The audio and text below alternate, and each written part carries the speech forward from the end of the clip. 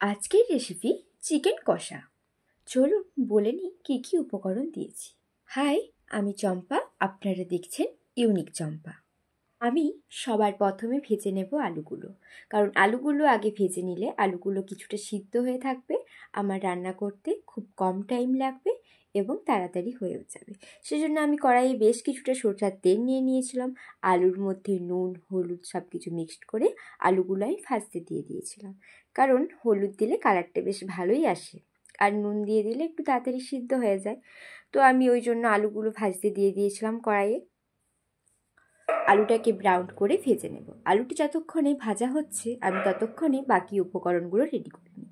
আমাদের হস্টেলে তো শিলনোড়া নেই, সেজন্য আমি আদা রসুন বাটার জন্য এটাই ইউজ করে থাকি। খুব সুবিধাও হয় আর রান্নাতেও খুব একটা অসুবিধা হয় না, কাজ চলে যায়। আমি নিয়ে নিয়েছিলাম টমেটো, পেঁয়াজ, রসুন, আদা এবং কাঁচা লঙ্কা। আলুগুলো প্রায় ভাজা হয়ে এসেছে, এরপর আমি নামিয়ে নেব। আলুগুলোকে আমি বেশ অনেকক্ষণ ধরে ভাজবো যাতে অর্ধেকটা সেদ্ধ হয়ে যায়। তারপর আমি তেলের মধ্যে নিয়ে নিয়েছিলাম গোটা গরম মশলা, নিয়ে নিয়েছিলাম শুকনো লঙ্কা, তারপর দিয়েছিলাম বেশ অনেকটা পরিমাণে পেঁয়াজ। আমি পেঁয়াজ ভালোবাসি বলে পেঁয়াজটা বেশ একটু বেশি পরিমাণে দিয়েছিলাম। আপনারা যারা আমার রেসিপি দেখে রান্না করবেন তারা চাইলে পেঁয়াজটা একটু কমও দিতে পারেন। আমি পেঁয়াজটা একটু ভালোভাবে সেদ্ধ হয়ে যাওয়ার জন্য একটু নুন দিয়ে দিয়েছিলাম, আর একটু কালার আসার জন্য আমি একটু চিনিও দিয়েছিলাম। চাইলে আপনারাও দিতে পারেন বা নাও দিতে পারেন। চিনি দিতে হবে এমন কিছু নয়, তবে চিনি দিলে চিকেনের কালারটা নাকি বেশ ভালো আসে, এটা আমার মা কাকিমাদের কাছ থেকে শেখা। সেজন্য আমি একটু পরিমাণে চিনি দিয়ে দিয়েছিলাম, সাথে আমি একটু হলুদ গুঁড়া দিয়ে দিয়েছিলাম, কারণ আমার চিকেনের কালার আসা চাই।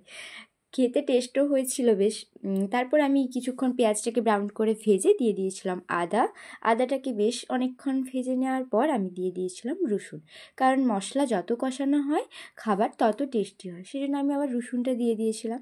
তারপর রসুনটাকেও অনেকক্ষণ ধরে ভেজে নেওয়ার পর আমি দিয়েছিলাম কিছুটা শুকনো লঙ্কার গুঁড়ো। শুকনো লঙ্কার গুঁড়ো খুব একটা খাওয়া ঠিক না, তাও আমি কিছুটা ইউজ করেছিলাম।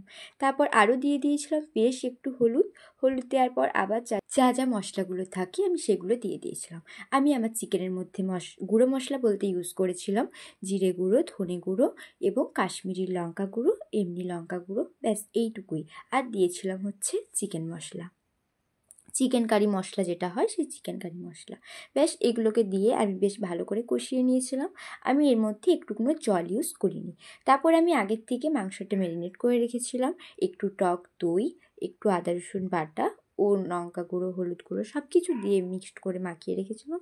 তো সেই চিকেনগুলোকেই আমি একসঙ্গে দিয়ে ভালো করে কষিয়ে নিয়েছিলাম। আমি তখনও পর্যন্ত কোনো জল অ্যাড করিনি।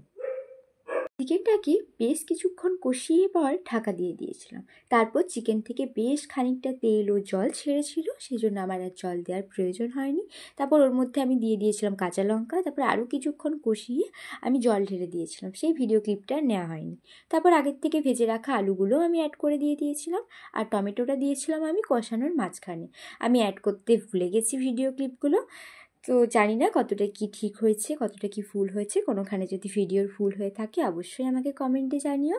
আর আজকের ভিডিওটা কেমন লাগলো সেটাও কমেন্ট করে জানিও।